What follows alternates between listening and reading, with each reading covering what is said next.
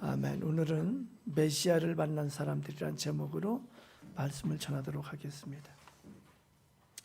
여러분, 기독교가 어떤 걸까요? 기독교가 뭘까요? 우리 교회가 속한 교단이 기독교 대한 성결교회입니다. 이 교단 말고도 많은 교단들이 있습니다. 예수교 대한 성결교회, 예수교 대한 당장로교회, 침례교, 감리교 여러 교회들이 교단들이 있습니다. 그런데 대부분 기독교 이렇게 합니다. 기독교에서 기독이란 뜻은 그리스도의 한자어가 바로 기독입니다. 그래서 기독교라고 그럴 때 그것은 다른 말로 하면은 그리스도 교회예요. 그리스도 그럴 때 그리스도는 헬라어입니다. 옛날 그리스어 헬라어인데 우리말로 하면은 구원자, 구세주 그런 뜻입니다. 이스라엘의 고대 그리스, 이스라엘의 그 히브리어로는 이 헬라 그리스도가 메시아입니다. 그래서 히브리어로 메시아, 헬라어로 그리스도, 우리말로 하면 구원 같은 뜻이 되게 됩니다. 그래서 기독교, 그리스도교 이렇게 우리가 알 수 있고, 그러면은 예수님 그러는데, 교회 나오면 예수님을 믿는다고 그러는데 예수는 뭘까요? 예수님은 예수라는 이름에다가 님자를 붙인 거예요. 예수라는 이름은 사람의 이름입니다. 마태복음 1장 18절에서 21절에 보면은 이렇게 기록되어 있습니다. 예수 그리스도의 나심은 이러하니라. 그의 어머니 마리아가 요셉과 약혼하고 동침하기 전에 성령으로 잉태된 것이 나타났더니 그의 남편 요셉은 의로운 사람이라. 이걸 드러내지 아니하고 가마지 끊고 하자 하여 이 일을 생각할 때 주의 사자가 현몽하여 이르되 다윗의 자손 요셉아 내 아내 마리아 데려오기를 무서워하지 말라. 그에게 잉태된 자는 성령으로 된 것이라. 아들을 낳으리니 이름을 예수라 하라. 이는 그가 자기 백성을 그들의 죄에서 구원할 자이심이라 하니라. 그렇습니다. 요셉과 마리아가 사이에서 아들이 났습니다. 동침에서 난 것이 아니고 동침을 하지 않았는데 마리아에게 성령으로 잉태가 됐어요. 그래서 아들을 낳을 때 미리 하나님께서 가르쳐 주셨어요. 이름을 예수라 하라. 그리고 그 예수라는 이름의 뜻은 자기의 백성을 그들의 죄에서 구원할 자이시다. 이렇게 가르쳐 주셨습니다. 계속해서 마태복음 1장 21절 23절을 보면 이렇게 기록합니다. 이 모든 일이 된 것은 주께서 선지자로 하신 말씀을 이루려 하심이니 이르시되 보라 처녀가 잉태하여 아들을 낳을 것이요 그의 이름을 임마누엘이라 하리라 하셨으니 이를 번역한즉 하나님이 우리와 함께 계시다 합니다. 그래서 예수님이 이 땅에 오신 것은 성령으로 잉태되셔서 육체를 입고 태어나셨고, 그리고 그의 이름은 또한 임마누엘이라고 그러는데 이 임마누엘은 하나님이 우리와 함께 계시다. 그래서 신이신 하나님이 우리 가운데, 우리의 인간의 역사 가운데, 관계 가운데 오셨다는 것을 말씀하고 있습니다. 그래서 기독교는 이 땅에 오신 예수님, 이 땅에 인간의 몸으로 오신 그 예수님을 메시아로, 그리스도로, 구세주로 믿는 종교가 바로 기독교입니다. 그래서 우리는 예수 그리스도라고 말합니다. 오늘 성경에서도 예수 그리스도라고 말합니다. 예수라고 하는 그분이, 예수라는 이름의 그분이 처녀에게서 성령으로 잉태되어서 인간의 몸을 입고 태어나신 것을 믿는 거예요. 이 예수님에 대해서 빌립보서 2장 5절에서 11절은 예수님에 대해서 다시 말씀하고 있습니다. 거기 보면은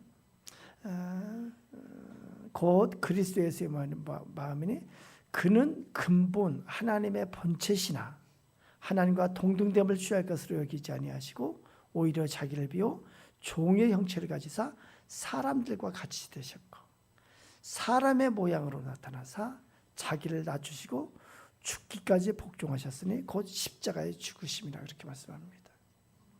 그래서 이 땅에 육체를 입고 오신 예수님이 본래는 하나님의 본체라고 말씀합니다.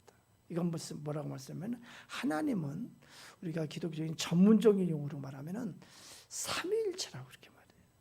삼위일체. 성부 하나님, 성자 하나님, 성령 하나님. 그래서 한 분이신 하나님.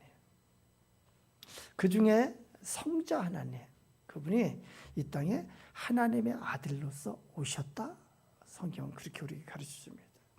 그래서 기독교는 이 땅에 오신 예수님을 하나님의 아들이신 것을 믿는 종교가 바로 기독교입니다. 기독교는 또한 기본적으로 이 세상을 창조하신 하나님을 믿는 종교예요. 여호와 하나님, 성부 하나님. 기본적으로 우리가 믿는 것은 신이에요. 우리 눈으로 보이지 않는 신, 영이라고도 말하는데 이 신은 우리 인간의 존재 양식과는 다르게 존재합니다. 우리 인간의 차원에서는 알 수 없는 더 높은 다른 차원의 실존이에요. 그것은 당연합니다. 신이기 때문에.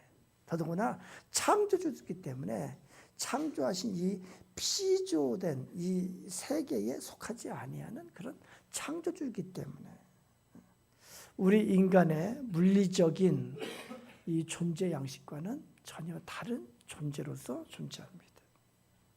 그래서 예수님의 또 다른 이름이 뭐냐면은 성자 하나님이에요.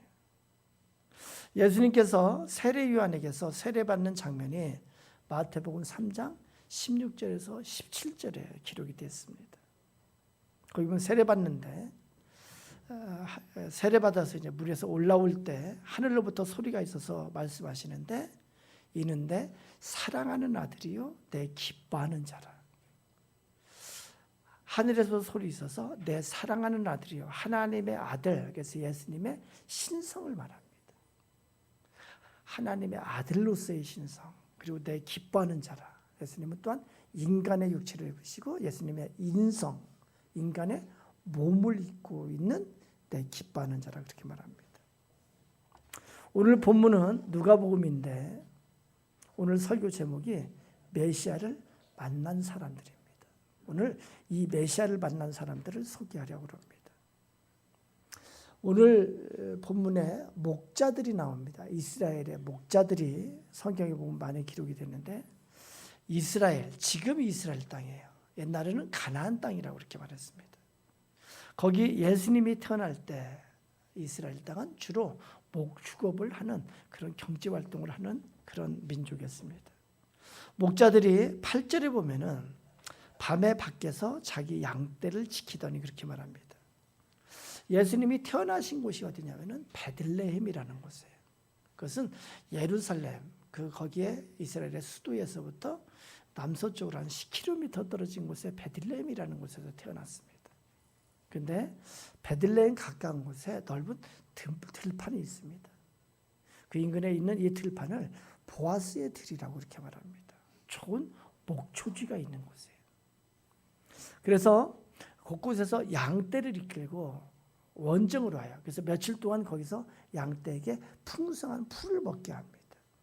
그래서 목자들은 야영을 하면서 양떼를 돌보면서 지내는 그런 일을 하게 됩니다. 그래서 그 밤에 목자들이 양떼를 지키는데 기이한 광경이 나타납니다. 9절에 보면은 하늘에서 이렇게 빛이 비치면서 천사들이 그의 빛 가운데 나타나고 그리고 그 빛 가운데 목자들이 무서워하는데 천사가 10절에 말합니다. 무서워하지 말라. 보라 내가 온 백성에 미칠 큰 기쁨의 좋은 소식을 너에게 전하노라. 그러면서 뭐라고 말하냐면 11절에 오늘 다윗의 동네에 너희를 위하여 구주가 나셨으니 곧 그리스도 주시니라. 다윗의 동네는 바로 베들레헴이에요. 그 옛날에 다윗 왕의 고향이 베들레헴이에요. 그래서 다윗의 동네는 베들레헴입니다. 거기에 천사가 전하는 것이 뭐냐면은 거기에 그리스도가 태어났다고 전하는 거예요. 오늘 다윗의 동네에 메시아가 태어났다 이렇게 전해주고 있습니다. 12절에 보면 너희가 가서 강보에 쌓여 구유에 누워있는 아기를 보리니 이 구유는 마구간에 있는 그 여물통이 바로 구유입니다. 그것이 아기를 보리니 이것이 너에게 표적이니라. 메시아가 태어나신 그 모습을 너희들이 볼 수 있다고 이렇게 말하는 거예요. 그러면서 14절에 보면은 천군과 천사들이 찬송합니다. 지극히 높은 곳에서는 하나님께 영광이요 땅에서는 하나님이 기뻐하시는 사람들의 평화로다. 그리고 나서 천사들이 하늘로 올라갑니다. 이 목자들이 천사들이 알려준 소식, 천사들을 통해서 하나님께서 알려준 이 기쁜 소식을 이 목자들이 듣고 그 하나님께서 말씀해 주신 그 말씀을 그대로 믿었어요. 천사들이 전해준 소식이 뭐예요? 메시아가 탄생했다. 그리스도가 탄생하셨다. 그리스도가 오셨다예요. 그래서 이 목자들이 그 말을 그대로 믿고 그리고 예수 그리스도를 영접하러 가게 됩니다. 20절에 보면은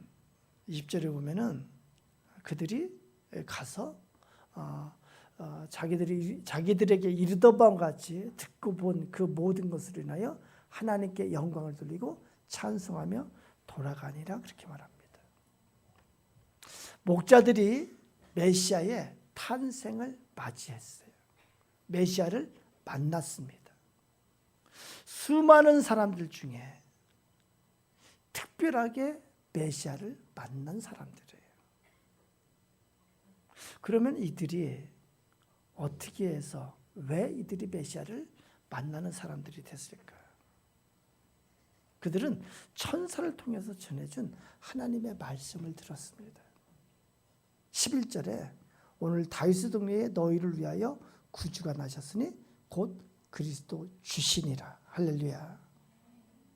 이것은 사람의 소리가 아니에요. 메시아가 오셨다. 이것은 사람으로서는 할 수 없는 소리예요. 이것은 하나님께서 해주시는 소리예요. 이 목자들은 하나님의 음성을 들었고 그리고 그것을 그대로 믿었어요. 그리고 드디어 메시아가 오셨구나. 그리고 찾아갔습니다. 그리고 영접했습니다. 예수님께서 이 땅에 탄생하실 때 예수님의 메시아를 만난 사람들의 패턴이 똑같습니다. 여기 목자들처럼 지난주에 우리 최인철 전사님이 요셉과 마리아에 대해서 했는데 요셉은 예수님의 촉구산 육체의 아버지예요. 마태복음 1장 18절 25절에 보면은 이 요셉은 약혼하고 동침도 하기 전에 자기 약혼녀가 임신을 했습니다. 그런데 그래서 어떻게 보면 가만히 끌을까 그렇게 하는데 꿈에 하나님께서 천사를 통해서 가르쳐 주셨어요. 마리아 데려오기를 두려워하지 말라. 그에게 잉태된 것은 성령으로 된 것이라 그렇게 말합니다. 요셉은 하나님께서 가르쳐 주시는 그 말씀을 그대로 믿었어요. 그리고 그 뒤에 보면은 24절, 25절 보면은 요셉이 잠에서 깨어 일어나 주의 사자의 분부대로 행하여 그의 아내를 데려왔으나 25절에 아들을 낳기까지 동침하지 아니하더니 다음에 이름을 예수라 하더라 그렇게 말씀합니다. 얼마나 고민이 많았겠어요. 자기가 동침도 하지 않았는데 약혼녀가 임신을 했어요. 그런데 그 되어진 것에 대해서 하나님께서 말씀해 주시는 것을 그대로 믿었어요. 그리고 그 말씀대로 그대로 순종을 했습니다. 그래서 요셉은 육체를 입고 오신 예수님의 아버지가 되는 그런 영광을 누리게 됐습니다. 마리아도 마찬가지였어요. 남자와 동침하지 않았는데 임신을 하게 됐어요. 얼마나 두려운 일이에요. 그렇지만 하나님께서 성령으로 된 것이라고 가르쳐 주실 때 그걸 믿었어요.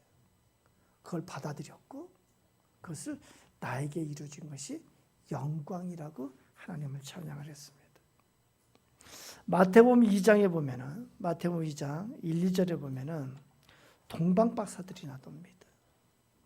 이 동방은 그러니까 동방 이스라엘에서 동쪽으로 보면은 이스라엘이 포로로 잡혀갔던 바벨론 지역, 옛 바벨론 지역의 박사들입니다. 이들이 별을 보고 예루살렘을 찾아옵니다. 이들은 별을 살피는 자인데 이들이 별을 통해서 하나님께서 하시는 음성을 들었습니다. 그것이 뭐냐면은 메시아가 탄생했다. 별의 징조를 보고 메시아가 탄생했다. 그리고 그 말씀을 믿고 그 명령을 따라서 별을 따라 메시아를 영접하기 위해서 머나먼 예루살렘까지 왔습니다. 그렇습니다. 그래서 그들은 메시아를 맞이하는 사람들이 됐어요. 많은 메시아를 만난 사람들의 패턴이 그렇게 똑같습니다. 하나님의 음성을 듣고 그대로 믿고 순종하며 영접한 자들이 메시아를 만났습니다. 성경에 보면은 또한 메시아를 만나지 못한 자들이 나옵니다. 아까 동방 박사들이 나왔는데 거기에 대비해서 마태복음 2장 3절에 6절을 보면은 동방 박사들이 예루살렘 성으로 가서 왕을 찾아요. 그때 왕이 누구냐면은 헤롯 왕이에요.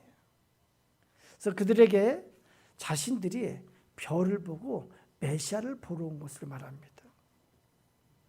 메시아가 탄생되는 것을 이 동방 박사들이 왕궁에 전합니다. 거기에 있는 종교 지도자들에게 전합니다. 그런데 헤롯 왕은 그 말을 듣고 나서 메시아를 영접하지 않았습니다. 메시아를 거부했어요. 그래서 그 메시아를 죽이기 위해서 헤롯 왕은 베들레헴 지역에 2살 이하인 모든 사내 아이를 다 죽이게끔 그렇게 잔인한 일을 하게 됩니다. 유대인의 종교 지도자들과 바리새인들은 하나님의 음성을 듣지 못한 자들이었어요. 이들은 지식적인 믿음을 가진 자였어요. 무슨 말씀이냐면은 자신들이 알고 있는 지식만을 고집했어요. 그것이 뭐냐면은 메시아가 올 것이다. 하나님께서는 메시아가 탄생했다고 말하는데 이들은 메시아가 올 것이다라는 그 지식만 고집하고 있었어요. 그들은 지금까지도 메시아가 올 것이다라는 그 지식만을 붙잡고 있어요. 그래서 하나님의 말씀을 들을 줄을 몰랐어요. 그들은 메시아를 만나지 못했습니다. 이들을 보면은 참 안타까움이 있습니다. 하나님의 음성을 들을 줄 모르고 하나님의 뜻을 깨닫지 못합니다. 이제 메시아를 통해서 새 일을 하시려는 하나님의 뜻을 깨닫지 못했습니다. 이제는 옛 언약이 끝나고 메시아를 통해서 새 언약이 시작되는 것을 그들은 깨닫지를 못했어요. 그들은 계속해서 옛 언약만 주장했습니다. 이제 예루살렘 성전이 아닌 메시아를 통한 새로운 교회의 역사가 시작되는 것을 그들은 깨닫지 못했어요. 이제는 교회를 통해서 이 땅에 하나님 나라를 세우시고 이 교회를 통해서 하나님의 뜻을 이루어가실 것을 그들은 알지 못했습니다. 문제가 무엇일까요? 메시아를 만나지 못한 자들의 문제가 무엇일까요? 그것은 지식적인 믿음이에요. 거기에서 벗어나지 못하는 거예요. 자신의 이성의 바탕을 둔, 자신의 판단의 바탕을 둔, 자신의 생각의 바탕을 둔 그 믿음만을 고집하기에 새롭게 말씀하시는 하나님의 음성을 듣지 못합니다. 그러면 무슨 일을 하게 되나요? 이들은 이렇게 합니다. 하나님 일 열심히 하겠습니다. 하나님의 음성을 듣지 못하면서 하나님의 일을 열심히 하겠습니다. 이건 너무나 위험한 거예요. 그 결과 하나님의 생각, 하나님의 뜻과는 반대되는 일을 열심히 합니다. 하나님의 일을 그르치게 합니다. 사울이라는 청년이 있었습니다. 이 사울이라는 청년이 나중에 사도 바울이 됩니다. 이 사울이라는 청년은 바리새인 중에 바리새인이고 골수분자였어요. 그러니까 스스로 믿음이 좋은 자였습니다. 하나님의 일을 열심히 한다고 열심히 합니다. 그런데 무슨 일을 하냐면은 교회를 핍박했어요.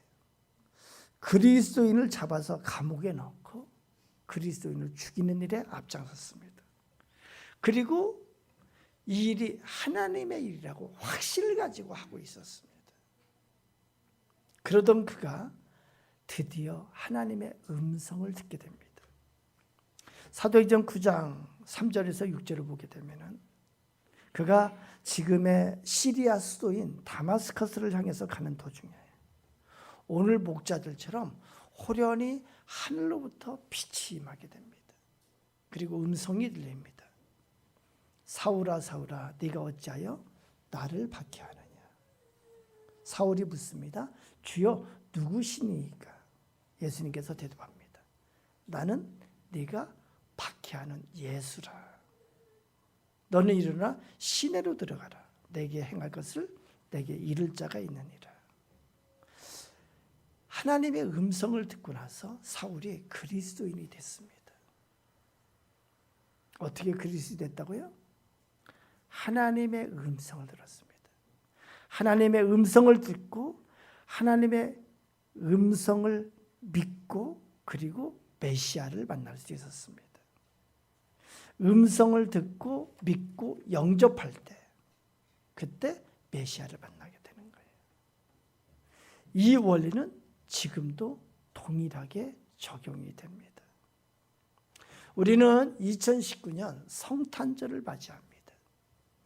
이 성탄절에 메시아를 만나는 여러분 되시기를 축원합니다. 메시아를 만난다는 것은 이 성탄절에 메시아로 말미암는 선물이 여러분에게 임하시기를 또한 바란다는 의미이기도 합니다. 이 메시아를 만나면 무슨 일이 생길까? 성경에서 누가복음 4장 16절에서 21절은 메시아의 사역에 대해서 말합니다. 이것은 뭐라고 말씀하냐면은 주의 성령이 내게 임하셨으니 이는 가난한 자에게 복음을 전하게 하시려고 내게 기름을 부으시고 나를 보내사 포로된 자에게 자유를 눈먼 자에게 다시 보게 함을 전파하며 눌린 자를 자유롭게 하고 주의 은혜를 전파하게 하려 하심이라. 이것은 예수님 오시기 700여 년 전에 이사야 선지자가 예언한 메시아의 사역이에요. 포로된 자에게 자유를, 눈먼 자에게 다시 보게 함을 전파하고 눌린 자를 자유롭게 하고 주의 은혜의 해를 전파하게 하려 하십니다. 이것이 메시아가 하시는 사역이에요. 이걸 좀 구체적으로 설명하면 이렇습니다.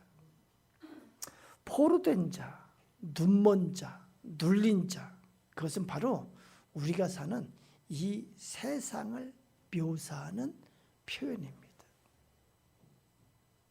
더 구체적으로 설명하면 하나님께서 본래 우리에게 주신 세상은 지금 이 세상의 모습이 아닙니다. 하나님께서 본래 이 세상을 창조하시고 에덴 동산에 인간을 거하게 하셨는데 거기는 하나님이 보시고 기뻐하셨던 것이에요. 그런데 거기에 뱀이 나타납니다. 사탄이 나타납니다. 악한 영이에요. 그리고 아담과 하와에게 선악과를 먹도록 그것을 부추깁니다. 아담과 하와가 선악과를 먹고 나서 에덴 동산에서 추방되게 됩니다. 추방된 세계가 바로 지금 우리가 사는 이 세상이에요. 그래서 이 세상은 공중의 권세자입니다. 사탄이 사로잡은 것이고, 사탄에게 포로된 세상이고, 사탄에게 결박된 세상이고, 사탄에게 눌린 곳이 바로 이 세상의 삶의 모습입니다. 성경에서는 그것을 저주라고 그렇게 말합니다. 그래서 이 세상에는 죽음이 있고, 질병이 있고, 고통이 있고, 슬픔이 있고, 이 세상은 모순 덩어리고, 거짓된 세상이고, 악한 세상이고, 질서가 없어졌고, 혼돈이 있고, 살인과 미움이 가득하고, 어둠이 가득하고, 배반과 교만과 고집이 가득한 세상. 그리고 이 세상에 사는 사람은 각기 자신이 옳다고 하는 자신의 의를 주장하며 사는 것이 바로 이 세상의 모습이에요. 이 세상의 바탕의 모습입니다. 메시아가 오셔서 하는 사역이 뭐냐면, 메시아는 이 땅에 왕으로 오셔서 이 사탄의 죄와 사막의 권세의 이 세력을 꺾으셨다고 말합니다. 그래서 메시아가 하시는 사역이 이 결박에서, 저주의 결박에서 풀어주시는 사역을 하는 거예요. 그래서 예수님께서 이 땅에 오셔서 주시는 것이 뭐냐면은 생명이에요. 영생이에요. 진리를 주셨고, 빛을 주셨고, 하나님 나라 회복을 주셨고, 에덴의 회복을 이 땅에 주셨어요. 죄와 사망의 권세, 저주에서부터 자유와 해방을 주시기 위해서 예수님께서는 십자가에 죽으셨습니다. 예수님의 십자가에 죽으신 메시아 사역에 대해서 이사야 53장 5절 6절에 이렇게 기록합니다. 그가 찔림은 우리의 허물 때문이요, 그가 상함은 우리의 죄악 때문이라. 그가 징계를 받음으로 우리는 평화를 누리고, 그가 채찍에 맞음으로 우리는 나음을 받았도다. 우리는 다 양 같아서 그릇 행하여 각기 제 길로 갔거늘 여호와께서는 우리 모두의 죄악을 그에게 담당시키셨도다. 그렇습니다. 메시아의 사역이 뭐냐면 죽음 가운데 부활을 주셨고, 생명을 주셨고, 영생을 주셨어요. 질병 가운데 치료자가 되어주셨어요. 거짓된 세상 가운데 진리가 되어주셨고, 어둠의 빛이 되어주셨고, 미움과 살인이 가득한 이 땅에 사랑을 주셨고, 그리고 곤고함과 고통이 가득한 곳에 예수님께서 평강을 주셨다고 그렇게 말합니다. 사랑하는 여러분, 2019년 성탄절이 우리 모두에게 메시아를 만나는 성탄절이 되기를 축원합니다. 어떻게 해야 될까요? 하나님의 말씀을, 하나님의 음성을 듣는 자 되시길 축원합니다. 이 시간 여러분을 향해서 하시는 하나님의 말씀을 듣는 시간이 되기를 축원합니다. 이 시간 나를 향해서 하시는 그 하나님의 음성이 들리시기를 축원합니다. 나의 모든 판단을 내려놓고, 내가 갖고 있는 모든 지식적인 것을 다 내려놓고, 내가 갖고 있는 편견과 내가 갖고 있는 고집을 내려놓고, 우리에게 말씀하시는 하나님의 음성을 그대로 믿고, 우리에게 오신 그리스도를 영접할 때 우리는 메시아를 영접할 수 있습니다. 사랑하는 여러분, 여러분의 인생이 참된 자유와 해방의 인생이 되기를 축원합니다.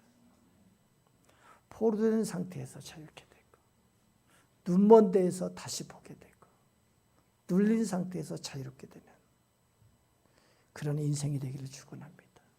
두려움이 아닌 소망이 가득하고 곤고함이 아닌 평강이 가득하고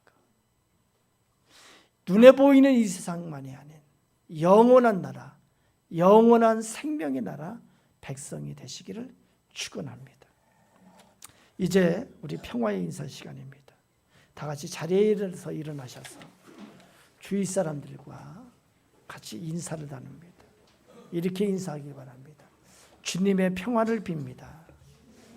네, 같이 좀 돌아다니면서 인사하는 시간 되기 바랍니다.